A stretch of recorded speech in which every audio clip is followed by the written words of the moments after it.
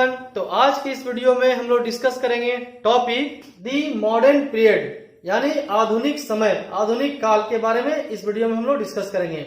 ये class 8 chapter number भी 8। तो यहाँ पर इस चैप्टर में मॉडर्न पीरियड के बारे में दी गई है। मॉडर्न पीरियड के बारे में बताया गया है कि आखिर उसकी शुरुआत कब से हुई है, तो इसके बारे में हम लोग यहाँ पर डिस्कस करेंगे। तो you can see here now कि 18th सेंचुरी के बाद से भारत में मॉडर्न पीरियड की शुरुआत होती है। इसके साथ दो घटनाएं और भी जोड़ी गई है। दो घटनाएं क्या है? Two incidents. What are the two incidents? कि 1707 में जब औरंगजेब की मृत्यु हो जाती है तो उसके बाद से भी भारत में मॉडर्न पीरियड की शुरुआत मानी जाती है। लेकिन स्पेशली आफ्टर द एडवेंट और after the coming of the European, Bharat में जब से यूरोपियन लोगों का आना शुरू होता है उस समय को भी भारत में मॉडर्न पीरियड की शुरुआती दौर माना जाता है, मॉडर्न पीरियड की स्टार्टिंग पीरियड को माना जाता है। And now see the next line here कि during this period India was exploited politically, socially, economically and culturally, यानी उस समय भारत राजनीतिक रूप से, सामाजिक रूप से, आर्थिक रूप से और सांस्कृतिक रूप से भी भारत का शोषण हो रहा था। The East India company was established as a trading company. East India company की स्थापना एक व्यापारिक कंपनी के रूप में आई थी, व्यापारिक कंपनी के रूप में हुई थी। But it took advantage of the political instability, और उसने ईस्ट इंडिया कंपनी ने भारत की राजनीतिक अस्थिरता का फायदा उठाया, पॉलिटिकल इनस्टेबिलिटी का फायदा उठाया, and gradually took over the control of a large part of India, और धीरे धीरे ईस्ट इंडिया कंपनी ने भारत के एक बड़े हिस्से पर धीरे धीरे अपना कंट्रोल स्टैब्लिश किया, नियंत्रण स्थापित कर लिया। Now see the next. In 1858 the power went into the hands of the British crown. लेकिन ईस्ट इंडिया कंपनी का शासन कब तक रहा? 1857 का जो रिवोल्ट हुआ था उस समय तक। 1858 के बाद भारत का शासन डायरेक्टली ब्रिटिश क्राउन के हाथों में आया। इसका तात्पर्य यह हुआ कि अब भारत का शासन डायरेक्टली ब्रिटिश सरकार चलाएगी, न कि trading company East India company जो थी वो चलाएगी। क्योंकि इसके पहले 1858 के पहले भारत का शासन ईस्ट इंडिया कंपनी चलाती थी, लेकिन 1858 के बाद अब ईस्ट इंडिया कंपनी को समाप्त कर दिया गया और डायरेक्टली भारत का शासन ब्रिटिश क्राउन, ब्रिटिश राजा के अंतर्गत आ गया। Now see the next paragraph.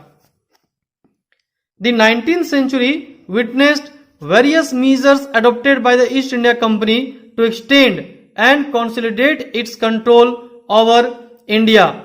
यानी 19th सेंचुरी में ईस्ट इंडिया कंपनी ने बहुत सारे मीजर्स को अडॉप्ट किया था, जिसके कारण उसने अपने साम्राज्य को एक्सटेंड किया, विस्तार किया और अपने कंडीशन को, अपने पोजीशन को कंसोलिडेट किया, यानी कि सुदृढ़ किया। अब कैसे? तो it's control over India like military action, यानी कि भारत पर इसने मिलिट्री एक्शन के द्वारा अपना साम्राज्य विस्तार किया। Next, introduction of railway, railway का विस्तार किया, रेलवे की शुरुआत की गई भारत में। पोस्टल सर्विसेज, पोस्टल सर्विस की शुरुआत की गई। पासिंग डिफरेंट एक्ट्स, और बहुत तरह के अलग अलग कानूनों को पारित किया गया, एक्ट्स को बनाया गया, और इन सब के द्वारा भारत में उसने अपने साम्राज्य का एक्सटेंड किया, विस्तार किया और अपनी स्थिति को कंसोलिडेट किया, सुदृढ़ किया। Now see the next. The revolt of 1857 was a major event but the colonial power suppressed it ruthlessly. हालांकि 1857 में जो विद्रोह हुआ था वह एक बहुत ही बड़ा विद्रोह हुआ था, लेकिन यह बुरी तरह से कॉलोनियल पावर के द्वारा कुचल डाला गया, सप्रेस कर दिया गया। Now see the next. The British rule continued over India but the discontentment against the colonial power strengthened the national movement. तो हालांकि ब्रिटिश ने भारत पर लंबे समय तक शासन किया, लेकिन उसके शासन से इंडियन डिसकंटेनमेंट हो गए, असंतोष की भावना उसमें आ गई, और इस असंतोष की भावना के कारण भारत में राष्ट्रीय आंदोलन की शक्ति बढ़ गई, राष्ट्रीय आंदोलन को बल दिया। Now see the next.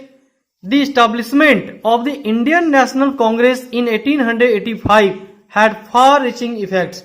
तो जब 1885 में भारतीय राष्ट्रीय कांग्रेस की स्थापना हुई, इंडियन नेशनल कांग्रेस की स्थापना हुई, तो इसका एक बहुत बड़ा प्रभाव आने वाले समय में हुआ. Now see the last paragraph of this topic. The major events of the 20th century India were partition of Bengal. यहाँ पर कही गई है कि 20th सेंचुरी की मुख्य घटनाएं क्या थी. यहाँ पर मेंशन किया गया है कि कौन कौन सी मुख्य घटनाएं घटी थी उसमें. तो ये क्या थी? पार्टीशन ऑफ बंगाल, बंगाल का विभाजन कर दिया गया था. Formation of Muslim league, Muslim league की स्थापना हुई थी. होम रूल लीग की स्थापना हुई थी. और जलियांवाला बाग मैसेकर हुई थी, जलियांवाला बाग की घटना घटी थी. Now see the next. The British government also introduced a series of reforms to pacify Indians and to weaken the freedom struggle. हालांकि जब आंदोलन काफी अधिक हो गया भारत में ब्रिटिश के खिलाफ में, तो ब्रिटिश चाहते थे कि हम उन्हें किसी तरह से शांत करें और उन्हीं को पेसिफाई करने के लिए, इंडियन को शांत करने के लिए, सांत्वना देने के लिए और उनके आंदोलन को, फ्रीडम स्ट्रगल, जो आजादी की जो संघर्ष कर रहे थे, उस आजादी की संघर्ष को कमजोर करने के लिए ब्रिटिश ने बहुत सारे रिफॉर्म्स शुरू किए, बहुत सारे सुधारों की शुरुआत की. लेकिन भारतीय मानने वाले नहीं थे. But India was able to end the British rule. लेकिन भारतीयों में यह दमखम था कि भारत जो है वह अंग्रेजी दास्तां से मुक्त हो जाए और ब्रिटिश को यहां से भगाने में सक्षम थी.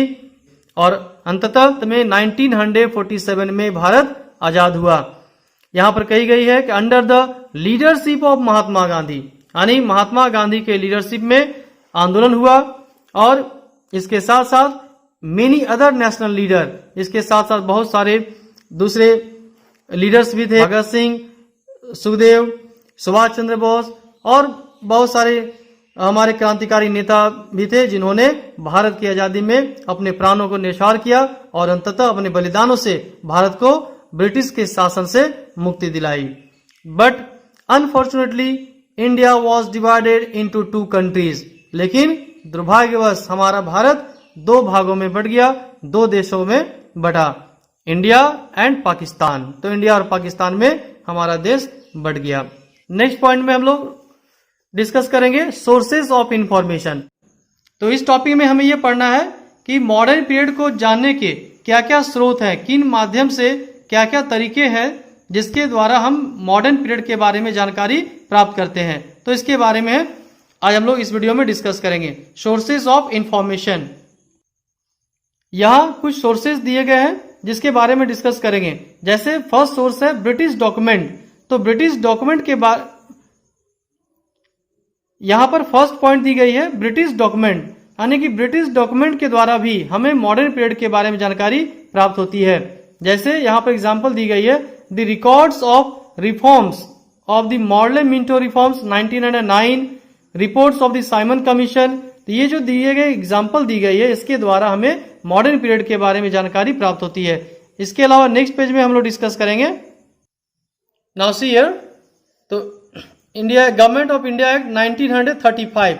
ये कुछ एग्जांपल्स दिए गए हैं जिसके बारे में हमें मॉडर्न पीरियड के बारे में जानकारी प्राप्त होती है. Now see the next point, books.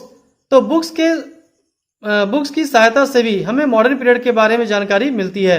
यहां पर कुछ बुक्स के एग्जांपल दी गई है जैसे Anand Math by Bankim Chandra Chattopadhyay. Next one is that my experiments with truth by Mahatma Gandhi.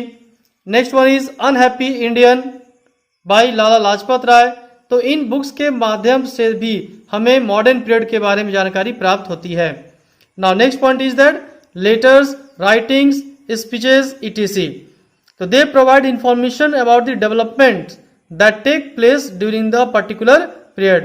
तो उस समय जो भी विकास हुए थे, जो भी डेवलपमेंट हुए थे उसके बारे में बहुत सारी राइटिंग्स है, लेख है, भाषण है, स्लोगन्स है. तो इनसे भी हमें मॉडर्न पीरियड के बारे में जानकारी मिलती है. यहाँ कुछ एग्जांपल्स दी गई है. For example the collection of writings of Gandhi ji. Gandhi ji ने बहुत सारा अपने लिखा था उस समय के बारे में जिससे द्वारा हमें मॉडर्न पीरियड के बारे में जानकारी मिलती है. Next one is that slogans have been given here. Freedom is our birth right, slogan given by Bal Gangadhar Tilak, and the call given by Netaji Subhash Chandra Bose, you give me blood and I will give you freedom, तुम मुझे खून दो मैं तुम्हें आजादी दूंगा। तो ऐसे ऐसे स्लोगन्स भी लिखे गए थे और इन्हीं की सहायता से हमें भी मॉडर्न पीरियड के बारे में जानकारी प्राप्त होती है। Now next point is that newspaper. तो उस समय के जो भी न्यूज़पेपर्स थे उनके द्वारा भी हमें मॉडर्न पीरियड के बारे में जानकारी मिलती है। Which are the papers? The London Times, Bombay Times and the vernacular papers like Bal Gangadhar तिलक केसरी इन मराठी। तो बाल गंगाधर तिलक की जो केसरी है जो कि मराठी में लिखे छापी जाती थी, उसके द्वारा भी हमें मॉडर्न पीरियड के बारे में जानकारी मिलती है। Next example has been given here, Amrit Bazar Patrika in Bengali are important sources of the history of modern period. तो ये बहुत बड़े स्रोत हैं जिनके द्वारा हमें मॉडर्न पीरियड के बारे में जानकारी मिलती है। Now next point is that here is given administrative reports of the government, यानी ब्रिटिश गवर्नमेंट ने बहुत सारे प्रशासनिक सुधार किए थे, तो उससे रिलेटेड जो भी रिपोर्ट जारी किए गए थे वे उन रिपोर्ट्स के माध्यम से भी हमें उस समय की भी जानकारी मिलती है। जैसे ट्राइब्स के लिए बहुत सारा कुछ किया गया था, कास्ट के लिए, लैंड रेवेन्यू के लिए काम किए गए थे। तो इन सब्जेक्ट्स पर, इन टॉपिक पर जो भी तैयार किए गए थे रिपोर्ट्स, उन रिपोर्ट्स के बारे में हमें, उन रिपोर्ट्स के माध्यम से हमें मॉडर्न पीरियड के बारे में जानकारी प्राप्त होती है। Now see the next page.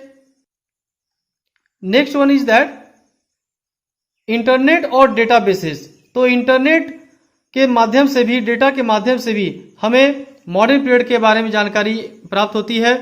यहां पर एक दी गई है digital south Asia library and British libraries oriental and Indian office collection. तो यहां पर क्या है कि डिजिटल बुक्स रखे गए हैं, जैसे हम लोग पेन ड्राइव में किसी चीज को, डॉक्यूमेंट को रखते हैं, सीडी में, पेन ड्राइव में, तो इसी तरह के जो भी डॉक्यूमेंट रखे जाते हैं इसे डिजिटल लाइब्रेरी कहा जाता है।